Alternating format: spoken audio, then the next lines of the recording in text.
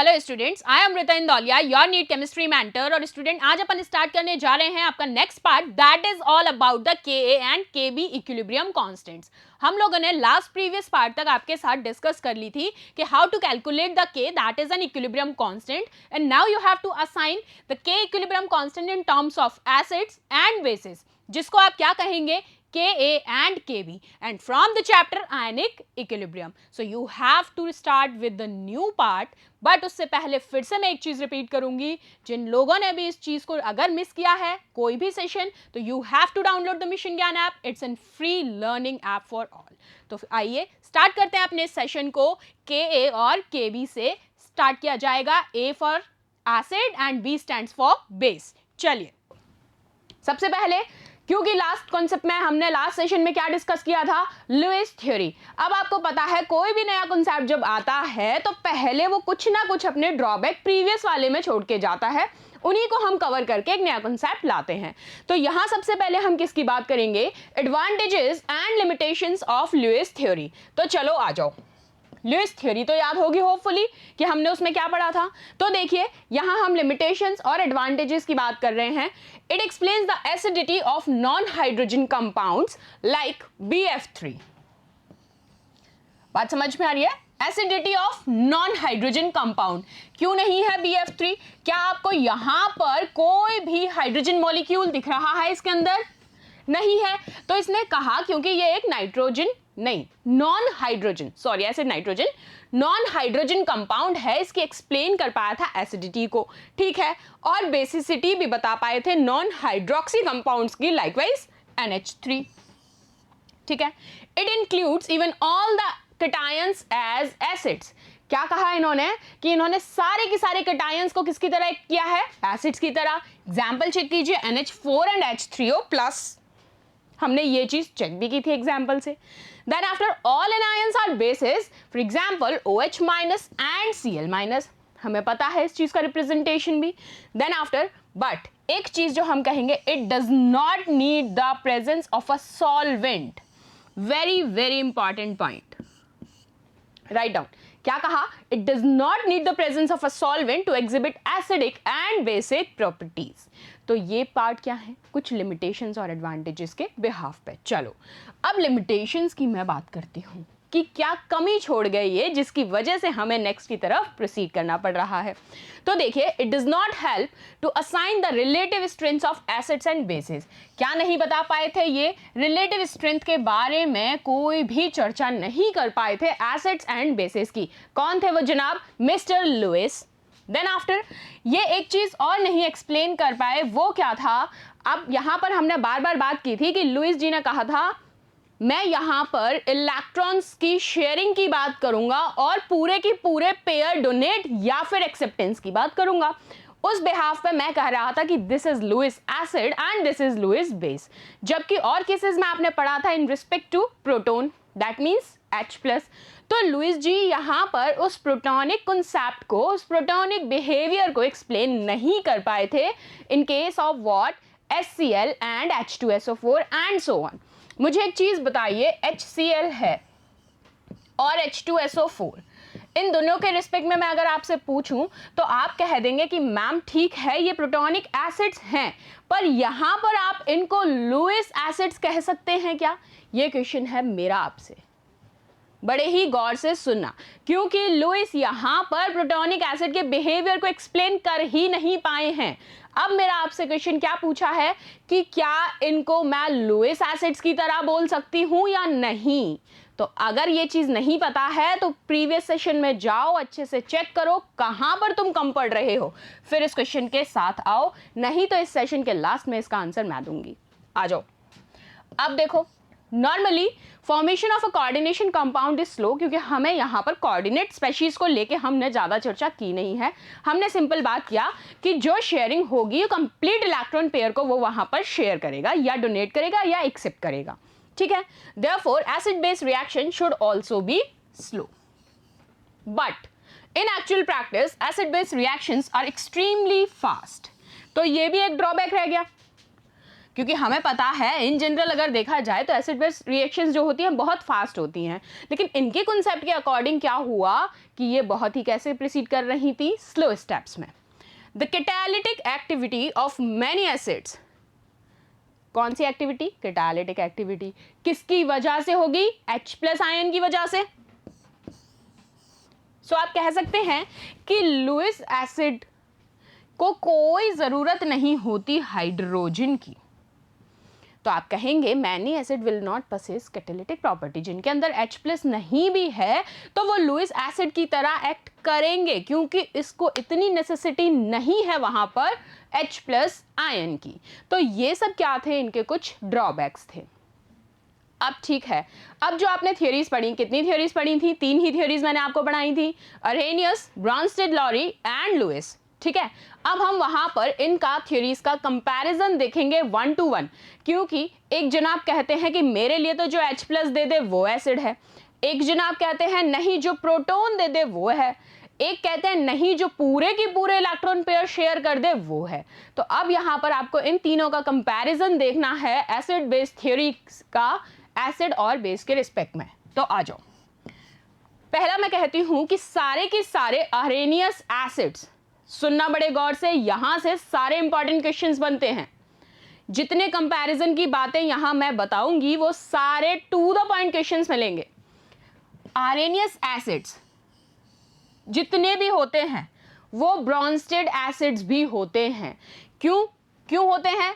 अगर थ्योरी याद है, प्रीवियस सेशन अगर ढंग से देखा है और पढ़ा है, तो या क्या अरेनियस एसिड ये नहीं कहता था H+, और ब्रॉन्स्टेड एसिड भी कहता था H+ प्रोटॉन के नाम पे, मतलब तो दोनों का एक ही था।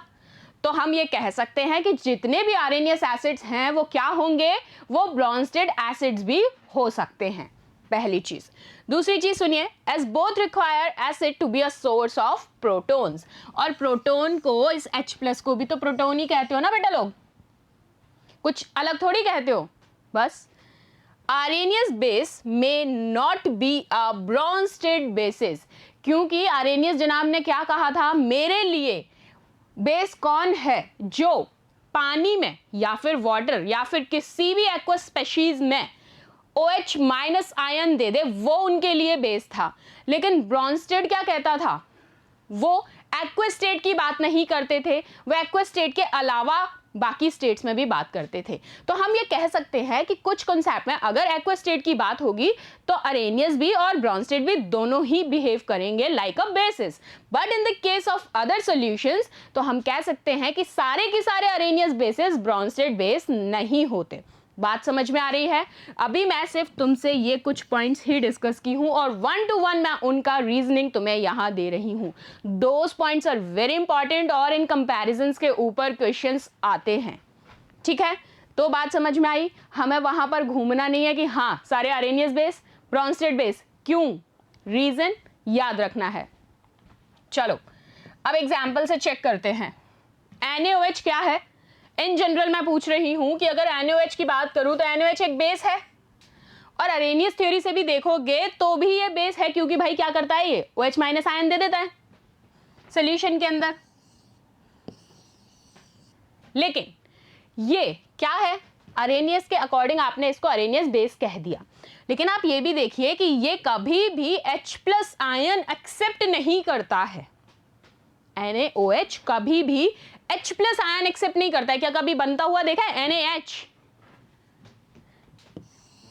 तो आप ये कहेंगे कि ये एक बेस नहीं है ब्रॉन्स्टेड थ्योरी के अकॉर्डिंग, क्योंकि ब्रॉन्स्टेड जी तो ये कहते हैं कि मेरे अकॉर्डिंग बेस वो है जो H+ भी एक्सेप्ट कर रहा है। OH- का बात तो ठीक है, लेकिन वो एसिड और बेस दोनों चीज़ों को लेके चलेंगे। तो उन्होंने कहा ठीक है ये NaOH एक बेस है, अरेनियस थ्योरी के according it's a base, but क्योंकि ये H+ आयन एक्सेप्ट नहीं करता है, so as per the Bronsted theory it's not a base according to Bronsted concept. बात समझ में आ रही है? थोड़ा सा थियोरेटिकल सेशन है, घूमना नहीं है, समझना है। लिंक कर रहे हैं हम 1 to 1 थ्योरीज को, that's why I told you it's in comparison session of acids and basis. चलो अब आओ, अब मैं आपको रिलेट करवा रही हूं कि जितने भी ब्रॉन्स्टेड बेसेस होते हैं क्या? Brønsted basis. वो सारे की सारे लुईस बेसिस भी होते हैं, क्योंकि लुईस जी क्या कहते हैं, मुझे तो पेयरिंग में बात करनी है, और ब्रॉन्स्टेड भी ये कहते हैं कि हमें OH आयन से मतलब है। तो ये बताओ क्या एक्सेप्टेंस और डोनेशन दोनों पे डिपेंड हो जाएगी बात? बिल्कुल होगी। तो हम कह रहे हैं जितने भी ब्रॉन्स्टेड बेसिस होते हैं वो सारे के सारे लुईस बेसिस भी होते हैं। तो देखो यहाँ NH3 की अगर मैं बात करूं तो लुईस के कॉन्सेप्ट के अकॉर्डिंग ये अपना इलेक्ट्रॉन का पेयर दे रहा है या नहीं H को? ये देखो ये अपना इलेक्ट्रॉन का पेयर यहां पर दे रहा है। अब जैसे इसने इलेक्ट्रॉन पेयर दिया तो इस N और H के बीच में तुम्हें कोऑर्डिनेट बॉन्ड दिख रहा है, यहां पर कोऑर्डिनेट बॉन्ड बन गया, मतलब इसके अंदर एक्सेप्टेंस की कंडीशन बिल्कुल चल रही है, इसकी एक्सेप्टेंस की टेंडेंसी भी उतनी ही है। तो हम कहेंगे कि जितने भी ब्रॉन्स्टेड बेसिस होते हैं वो लुईस बेसिस भी हो सकते हैं। ठीक है, बात समझ में आ गई? क्योंकि ये पूरा की पूरा इलेक्ट्रॉन पेयर शेयर कर रहा है के और इसके साथ कोऑर्डिनेट बॉन्ड बना रहा है। कोऑर्डिनेट बॉन्ड तभी तो बना रहा है जब H+ के अंदर एक्सेप्टेंस की टेंडेंसी है और वहां उसकी शेयरिंग की टेंडेंसी है, तो दोनों चीजें फुलफिल हो रही हैं। चलिए आओ, लेकिन सारे ब्रॉन्स्टेड बेस तो लुईस बेस हो सकते हैं, लेकिन सारे की सारे ब्रॉन्स्टेड एसिड लुईस एसिड्स नहीं हो सकते। ये लो नई चीज। क्या कहा मैंने तुमसे? अभी तुमको ब्रॉन्स्टेड बेस से लुईस बेस बताया और क्लियर भी हो गया तुम्हें क्या रीजन था, और ये वैलिड है। लेकिन अब मैंने चेंज किया कि जितने भी ब्रॉन्स्टेड एसिड होते हैं ना वो लुईस एसिड नहीं हो सकते। आ जाओ, क्यों नहीं हो सकते अब ये समझ लो। ब्रॉन्स्टेड एसिड कौन से होते हैं? जो H+ देते हैं, वही तो हम ब्रॉन्स्टेड एसिड कहते हैं, जो H+ डोनेट कर रहा है। ठीक है, अब मैं एग्जाम्पल से बात करूं, मैंने वही एग्जाम्पल ले लिया HCl और H2SO4 वाला। तुम मुझे बताओ क्या ये इलेक्ट्रॉन पेयर एक्सेप्ट करने के लिए कैपेबल हैं? क्योंकि लुईस थ्योरी क्या कह रही है, उसके अकॉर्डिंग तो एसिड वो है जो इलेक्ट्रॉन का पेयर ले रहा है, और ब्रॉन्स्टेड एसिड कहता है कि जो H+ दे रहा है। तो HCl और H2SO4 दोनों के केस में ये कैपेबल ही नहीं है इलेक्ट्रॉन्स लेने के, इलेक्ट्रॉन एक्सेप्ट ही नहीं कर सकते, वो भी पेयरिंग में। इसलिए यहां पर ये बात मैंने कही है आपको कि जितने भी ब्रॉन्स्टेड एसिड होंगे वो लुईस एसिड नहीं हो सकते। मैं इस बात को 2 से 3 बार रिपीट कर रही हूं, very very important point, straight question और सीधा पूछा बहुत बार गया है, याद रख लो, लिख लो। तो बात समझ में आ गई? इलेक्ट्रॉन पेयर एक्सेप्ट करने की टेंडेंसी नहीं है, इस वजह से क्या कहा है, ब्रॉन्स्टेड एसिड सारे के सारे लुईस एसिड नहीं हो सकते। चलो नेक्स्ट पॉइंट पे आते हैं। तो यहां हमने कंपैरिजन थ्योरीज पढ़ ली, अब आपको चलना है आगे डिसोसिएशन कांस्टेंट की तरफ। डिसोसिएशन कांस्टेंट हम पूरा पढ़ चुके हैं, हमने एग्जाम्पल भी सॉल्व कर लिए उसके बहुत ढंग से। अब आपको यहां पर देखना है वीक एसिड और वीक बेस के साथ। अभी तक आपने इंडिविजुअली पढ़ा था डिसोसिएशन कांस्टेंट को, वीक एसिड के रिस्पेक्ट में और वीक बेस के रिस्पेक्ट में। अब आपको दोनों को एक साथ लेके चलना है। तो चलिए स्टार्ट करते हैं इस पॉइंट को। सबसे पहले मैं आपसे कह रही हूं कि मैंने मान लिया, लेट अस कंसीडर कि हमारा जो वीक एसिड है वो क्या है, HA है। मैंने क्या लिया है, HA मेरा वीक एसिड है। ठीक है, अब मैं यहां पर क्या करूंगी, जब इस वीक एसिड का डिसोसिएशन चेक करूंगी और डिसोसिएशन चेक करूंगी वाटर के अंदर, मैं इसका डिसोसिएशन चेक करूंगी तो क्या इसको ऐसे रिप्रेजेंट किया जाएगा, HA in aqueous form H+ और A- आयन में टूटेगा। डिसोसिएशन का मतलब यही तो है कि ये पूरी की पूरी स्पेशीज 2 आयन फॉर्म में टूट रही है आगे जाके, तो ये H+ में और A- में डिसोसिएट हो जाएगा नॉर्मल स्टैंड में। ठीक है, तो हम इसको ऐसे ही लिखेंगे, कैसे लिखा जाएगा, अब मैं इसका डिसोसिएशन चेक कर लिया अपन ने। तो चलो अब हमको यहाँ पर इक्विलिब्रियम असाइन करना है, और इक्विलिब्रियम असाइन करने के लिए हमने क्या पढ़ा था, लॉ ऑफ मास एक्शन, और क्या पढ़ा था लॉ ऑफ मास एक्शन के अंदर कि हम प्रोडक्ट ओवर रिएक्टेंट स्पेशीज को लिखकर और यहां पर इक्विलिब्रियम की कंडीशन को चेक कर लेते हैं। अगर वैल्यूज न्यूमेरिक हैं तो हम उनको पूरा कैलकुलेट कर लेते हैं, और अगर स्पेशीज नॉर्मल फॉर्म में है, आयनिक फॉर्म में है, तो आप उनका आयनिक प्रोडक्ट भी चेक कर लेते हैं। तो चलिए अब यहां पर मैं क्या कर रही हूं, इस रिएक्शन के ऊपर law of mass action apply कर रही हूं। क्या थी हमारी reaction? HA gives H plus A minus, यही थी। तो क्या ये दोनों प्रोडक्ट स्पेशीज हैं? बिल्कुल। और ये हमारी क्या है? रिएक्टेंट स्पेशी है।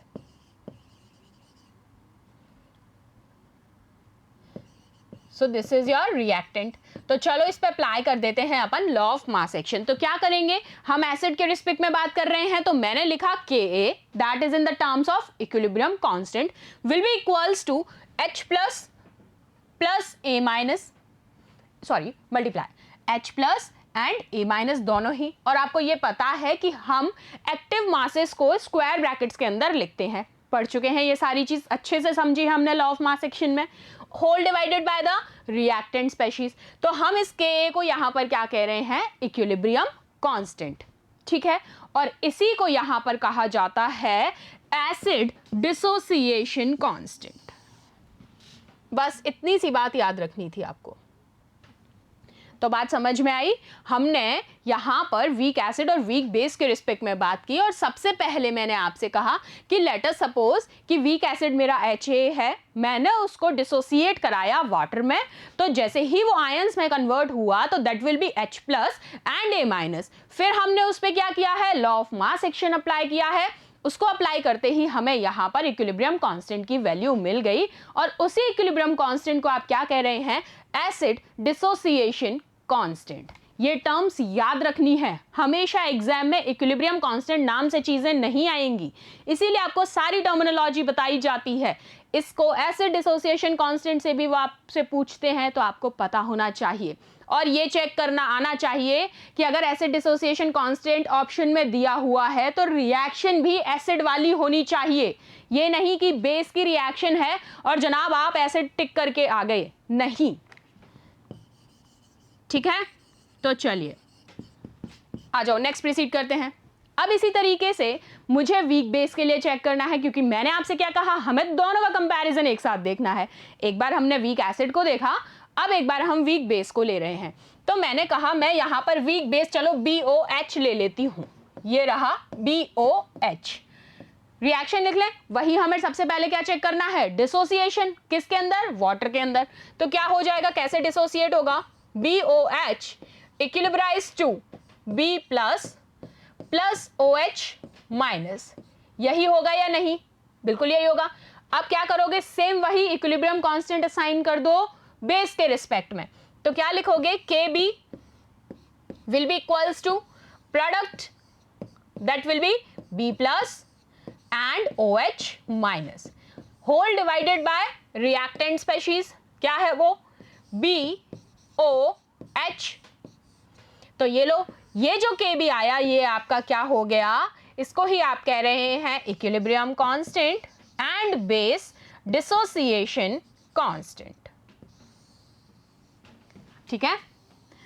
तो दोनों बातें समझ में आ गई, अब हम गलती नहीं करेंगे, ठीक है। चलो अब इसकी एक प्योर डेफिनेशन उस फॉर्म में कि कई बार लैंग्वेज बेस्ड जब क्वेश्चन पूछा जाता है तो आपको कॉन्सेप्ट पूरा पता है। आप में से कुछ लोग थोड़ी सी गलती कर आते हैं, किस रिस्पेक्ट में? क्योंकि देखिए हम सारे की सारे, ठीक है, बहुत अच्छे से आप पढ़ रहे हैं, सारी चीज़ें आपको आती है, लेकिन कई बार आप टू द पॉइंट इतने हो जाते हैं कि आपको सिर्फ वो कॉन्सेप्ट याद होता है, प्रॉपर लैंग्वेज नहीं पता होती। So in a pure definition form what it is, the dissociation constant of a weak acid और a weak base is defined as what? Equilibrium constant for the dissociation equilibrium of acid or base। क्या है exact term? an equilibrium constant for the dissociation equilibrium of the acid or the base। कर लेंगे check, बहुत बढ़िया, important, write down कीजिए इसको, बहुत important line है, टू द पॉइंट लाइन है। फिर रिपीट कर रही हूं, equilibrium constant for the dissociation equilibrium of the acid or the base, ठीक है। आ जाओ, अब हम देखेंगे आयनिक product of water. Ionic equilibrium चल रहा है भाई, तो वाटर का आयनिक प्रोडक्ट भी चेक कर लेते हैं। आ जाओ, द आयनाइजेशन इक्विलिब्रियम जो होगा वाटर का, तो सबसे पहले क्या लिखोगे, डिसोसिएशन वाली रिएक्शन लिख दो। H2O किस किस में टूटेगा, पानी कभी तोड़ के देखा है क्या तुम्हारे अकॉर्डिंग पानी ऐसे टूट रहा है कि तुमने बॉटल से ग्लास में पानी लिया, आधा ग्लास पानी लिया, आधा बॉटल में, कह दिया मैम पानी टूट गया, ये तो पॉसिबल है नहीं। तुम क्या करोगे, आयनिक फॉर्म में चेक करके दिखाओ मुझे। अगर मुझसे ये कहते हो मैम देखिए ये H+ घूम रहा है यहाँ पर, ये OH- है, मैंने OH- वाला आयन वाला पानी पी लिया मैम, तो मैं तुम्हें मान जाऊंगी कि तुम तो फिर धुरंधर हो, और वो पॉसिबल है ही नहीं। तो आ जाओ बैक टू बोर्ड। कैसे डिसोसिएट होगा H2O, H+ में और OH- आयन में। लिख लो इसका डिसोसिएशन कांस्टेंट फटाफट से। कैसे लिखोगे, K = H+ into OH- whole upon H2O। यहां तक तो लिखना तुम सीख गए बढ़िया से। आओ अब क्या करोगे, क्योंकि तुम्हें यहां पर क्या देखना है, आयनिक प्रोडक्ट देखना है। अब आपको पता है कि H2O ऐसी चीज है वो कभी भी चेंज नहीं हो सकती, वो हमेशा आप कहेंगे कि that will B unchanged virtually. तो आपने कहा कि H2O को मैं कांस्टेंट मान लो, तो इक्वेशन क्या हो जाएगी, K will be equals to H+ plus OH- and H2O plus नहीं प्रोडक्ट। तो K क्या हो गया मेरा, H+O, और इसको मैंने कहा K डैश, मैंने जस्ट मान लिया क्योंकि ये चेंज ही नहीं हो सकता, तो इसको आपने K डैश से रिप्रेजेंट कर दिया। तो आपकी इक्वेशन क्या हो जाएगी, ये लो, इसकी वैल्यू रख दी मैंने, K डैश यहाँ पर पुट कर दिया। जैसे ही आपने ये पुट किया, क्या मैं इस K डैश को बाहर ले जाऊं इधर, मुझे आयनिक प्रोडक्ट चेक करना है ना, मैं इसको बाहर लेकर आई तो इन दोनों का प्रोडक्ट शो होगा, K into K dash equals to क्या हो जाएगा, ये दोनों स्पेशीज H+ एंड OH-। और अब वाटर के रिस्पेक्ट में मैं कह रही हूं, तो क्या मैं इसको W से डिनोट कर दूं, वाटर का पहला वर्ड निकाल लिया W, तो KW, ठीक है, H+ एंड OH-। आ गई बात समझ में। तो आप इसको कहेंगे ये जो KW है, जो कि क्या है, K इंटू K डैश, इसी को आयनिक प्रोडक्ट ऑफ वाटर कहा जाता है। देखो कितना बढ़िया चीज है, आयनिक प्रोडक्ट और आयनिक प्रोडक्ट कांस्टेंट ऑफ वाटर, किसी भी नाम से दे दे, दिक्कत नहीं करनी है तुमको आंसर पिक करने में। आयनिक product of water, ionic product constant of water, एक कांस्टेंट टर्म ही तो जोड़ी है, और K क्या है, कांस्टेंट ही तो है। तो चलो तो कर लेंगे। अब देखो, the product of molar concentrations of hydrogen and hydroxyl ions at equilibrium in pure water at a given temperature is called ionic product of water और self dissociation constant of water. देख रहे हो लैंग्वेज टर्म्स, जब theory questions आते हैं और definition based आते हैं तो बिल्कुल टिपिकल लैंग्वेज लिखी आती है और तुम घूम जाते हो। तो वो टिपिकल लैंग्वेज जब तुम्हें समझ में आ गई है तो उस लैंग्वेज को पढ़ने में कहाँ दिक्कत है, आओ मैं सिखाती हूँ। क्या कहा है, आयनिक प्रोडक्ट ऑफ वाटर कांस्टेंट, तुम्हें दोनों समझ आ गए। अगर तुमसे प्रैक्टिकली सॉल्व करवा ले तो तुमको सॉल्व करना आता है, और अगर लैंग्वेज फॉर्म में दे दे तो सुनो ढंग से। The product of molar concentrations, क्या कहा है, molar concentrations of hydrogen H+ जिसको लिख रहे थे, एंड हाइड्रोक्सिल आयन कौन है, OH- ion, at equilibrium in pure water, water की चेक कर रहे हो, at a given temperature is known as ionic product of water, या फिर ionic product constant of water, या फिर self dissociation constant of water. तीनों में से कोई भी नाम ले ले, बात एक ही है। तो आप कर लेंगे चेक, पिक करना आ गया। चलो देखो पूरा पेज इंपॉर्टेंट है, पूरा की पूरा रंग दिया मैंने, कर लोगे, आ जाओ। तो आइए देखिए, ये और एक इंपॉर्टेंट चीज आपको नोट करनी है जो मैं बताने जा रही हूँ। एसिड बेसिक और न्यूट्रल मीडियम के बेसिस पे पूछ लिया जाता है कई बार H3O और OH- के रिस्पेक्ट में, तो याद रखना है आपको इस चीज को। तो सुनिए, in acidic solutions which is greater, OH- और H3O+, कुछ इस टाइप का आपके सामने क्वेश्चन अराइज होता है। तो क्या रहेंगे की पॉइंट जो याद रखने हैं। अगर बात की जाती है न्यूट्रल एक्वस सॉल्यूशंस की, ठीक है, न्यूट्रल एक्वस सोल्यूशन में पूछी जाती है 25 डिग्री सेल्सियस पे, तो आपको याद रखनी है कंसंट्रेशन किस टर्म में रहेगी, H3O plus equals to OH minus, ठीक है, न्यूट्रल के रिस्पेक्ट में। अगर कहा जाता है कि सोल्यूशन एसिडिक है, like as vinegar, acidic acid in water, तो वहां आपको याद रखना है कंसंट्रेशन के टर्म में H3O plus is greater than OH minus. Neutral में it is equals to, but in the case of acidic solution, for example acidic acid in water, तो आप कहेंगे H3O plus is much greater than OH minus. चलिए, likewise अगर solution आपका basic है जैसे NaOH, तो आप क्या कहेंगे, रिवर्स इसका जो है आप उसको ट्रू कहेंगे। रिवर्स बोले तो कि ये जो OH माइनस है ये ग्रेटर हो जाएगा H3O प्लस से, ठीक है। तो अब देखिए कई बार क्या होता है, ये स्टूडेंट्स के लिए बहुत ही ट्रिकी सा हो जाता है, क्योंकि pH डिक्रीज होती है, एसिडिटी इंक्रीज होती है, या फिर जस्ट उल्टा कह दो, pH इंक्रीज होती है, एसिडिटी डिक्रीज हो रही है, क्योंकि आप हमेशा यूज करते आ रहे हैं pH is equals to minus log H3O plus. Normal basic pH scale में यूज करते थे minus log pH H plus, यही यूज करते थे। यहां जो रहेगा pH के रिस्पेक्ट में माइनस लॉग H3O प्लस, ये रहेगा, ठीक है। ये लीजिए, ये कुछ नहीं है। तो इस तरीके से आपको अगर पूछ लिया जाता है न्यूट्रल, एसिडिक, बेसिक, किसी भी रिस्पेक्ट में पूछ लिया जाए तो आपको आना चाहिए। मैंने यहाँ आपके सामने क्वेश्चन रखा था ग्रेटर के टर्म्स में, ठीक है, तो एसिडिक में, लेकिन मैंने आपको तीनों ही क्लियर कर दी हैं, जिससे किसी पे भी आ जाए आपको कोई दिक्कत ना हो। चलिए नेक्स्ट, तो चलो अब एक बार हम लोग क्या करना है, प्योर वाटर में भी चेक कर लेते हैं। कोई भी नया डिफरेंस नहीं है। प्योर वाटर में अपन को कंडीशन है 25 डिग्री सेल्सियस पे। क्या कंडीशन रेंज दिया है कि उन्होंने 25 डिग्री सेल्सियस पे आपसे प्योर वाटर में पूछा है, तो क्या करोगे, सिंपल सा, सबसे पहले आपको जो कॉन्सेंट्रेशन पता है वो लिख डालो। तो H प्लस की कॉन्सेंट्रेशन और OH माइनस की कॉन्सेंट्रेशन सिमिलर है, अभी अपन ने चेक किया, क्या है 1 × 10⁻⁻7 मोलर। दोनों इंडिविजुअल्स के केस में इट इज 1 × 10⁻⁻7 मोलर, ठीक है। अब आपको क्या करना है, इन वैल्यूज को सब्स्टिट्यूट कर देना है सिर्फ एक्सप्रेशन में, और वहां से आप क्या निकाल लोगे, KW। अब KW के लिए एक्सप्रेशन लिखो, सबसे पहले क्या लिखोगे, KW will be equals to H plus plus OH minus, यही लिखोगे कंसंट्रेशन टर्म में। यहां इनकी वैल्यूज रख दो, 1 × 10⁻⁻7 इंटू 1 × 10⁻⁻7, क्योंकि दोनों का वैल्यू सेम है, ठीक है। आपने ये रख दिया, सॉल्व कर लीजिए, क्या आ जाएगा 1 × 10⁻⁻14। साथ साथ यहां पे क्या थी आपका यूनिट टर्म, मोलर, दोनों के रिस्पेक्ट में बात होगी तो क्या हो जाएगा, m², दैट्स इट। तो अगर प्योर वाटर में पूछ लिया जाता है in a given temperature range of 25 degree Celsius, तो आपको आंसर याद रखना है, for pure water it is 1 × 10⁻⁻14। Clear है। चलिए आइए नेक्स्ट देखते हैं। अब यहां से अपन एक चीज और पढ़ेंगे जो कि बहुत ही इंपॉर्टेंट है एग्जाम के पॉइंट से, कि कई बार एग्जामिनर आपसे क्वेश्चन इस तरीके से पूछ लेते हैं कि प्योर वाटर के रिस्पेक्ट में आप उसकी डेंसिटी और मोलैरिटी को रिलेट कीजिए। What I said, I repeat it again, you have to compare the density and molarity of pure water, ठीक है। तो आ जाओ, सबसे पहले अगर मैं डेंसिटी की बात करूं वाटर की, तो आपको पता है अपन कितना असाइन करते हैं, 1 kg/L, that in simple terms.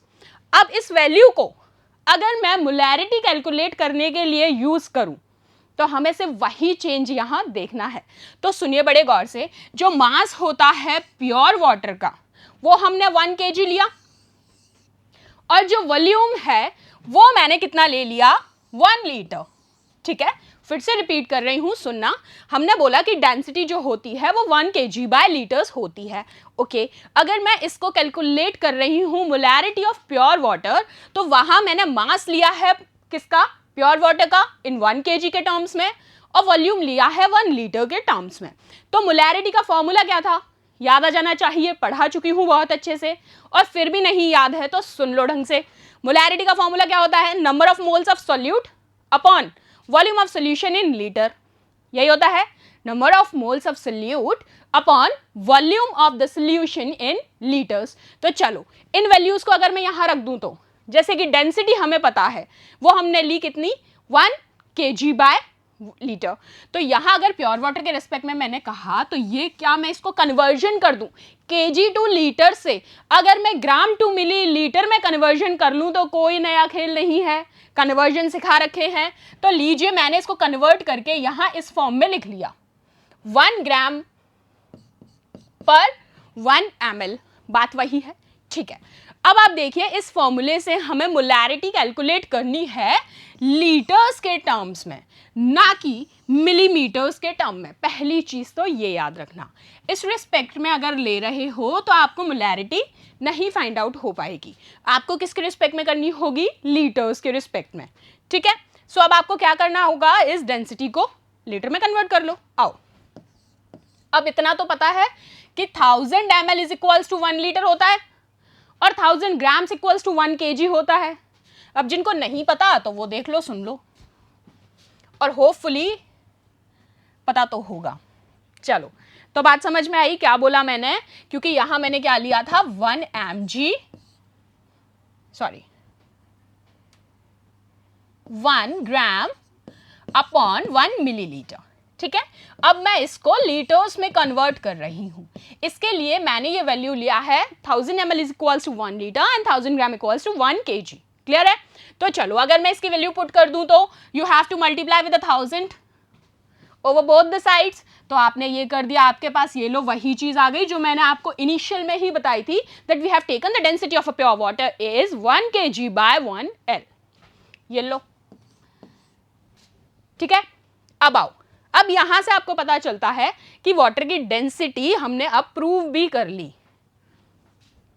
अब देखिए, अब इस डेफिनेशन से डेंसिटी इन टर्म्स अगर आपसे पूछ लिया जाए लैंग्वेज वे में, ये तो आपको मैथमेटिकली प्रूव करना आ गई, लेकिन अगर वो एक लैंग्वेज एस्पेक्ट में आपसे पूछते हैं कि what is exactly density in the form of a definition, तो आप क्या कहेंगे, it is a ratio of mass and volume. वही तो है, मास लिया है 1 kg, वॉल्यूम लिया है 1 litre, so it simply what, it simply a ratio of mass over volume, ये लीजिए। सो इसके अकॉर्डिंग हम डेंसिटी की वैल्यू कैसे निकालते हैं वाटर में, आइए।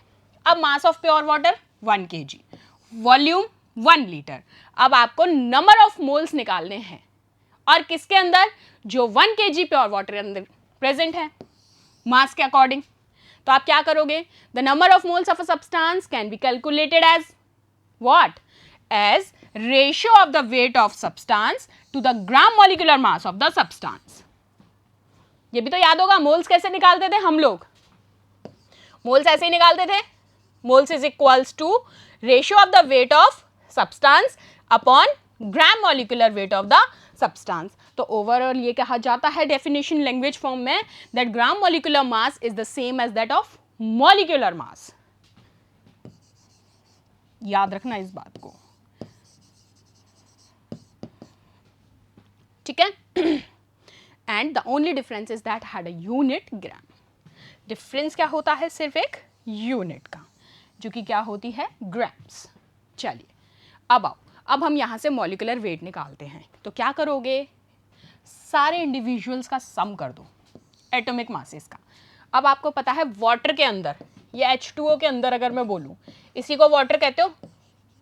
कभी कभी तो तुम इतनी केमिस्ट्री पढ़ लेते हो कि घर जाके बोलते हो कि 1 ग्लास H2O देना, तो वहीं मम्मी की फ्लाइंग चप्पल आती है कि वैसे तो पढ़ा नहीं जाता और वैसे शैतानी।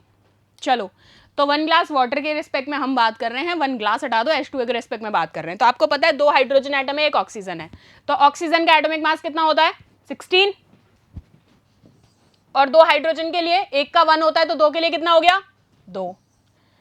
अब मॉलिक्यूलर मास की अगर मैं बात करूं तो दोनों को ऐड कर दोगे, टोटल क्या आ गया, 18, ये लो। और ग्राम मॉलिक्यूलर मास अभी बोला इक्वल्स टू मॉलिक्यूलर मास, तो क्या दिक्कत है, ये भी कितना हो गया, 18 ग्राम, और वेट कितना है प्योर वाटर का, 1 किलो, 1000 ग्राम। तो आओ कैलकुलेट करते हैं। अब हम नंबर ऑफ मोल्स निकालेंगे, क्या कर देंगे, weight of pure water upon gram molecular मास। अभी हमने पता है वेट ऑफ प्योर वाटर हमने अभी लिया 1 kg से 1000 ग्राम्स के अकॉर्डिंग, तो ये रख लिया अपॉन 18, 18 क्या था, ग्राम मॉलिक्यूलर मास। ये देखो आ गया याद, molecular mass equals to gram molecular mass. Divide कर दिया, लो डिवाइड करके देखो, बहुत बड़ी मेहनत है ना इसमें, 1000 को 18 से डिवाइड करना, पूरा दिन निकल जाएगा तुम्हारा तो शायद।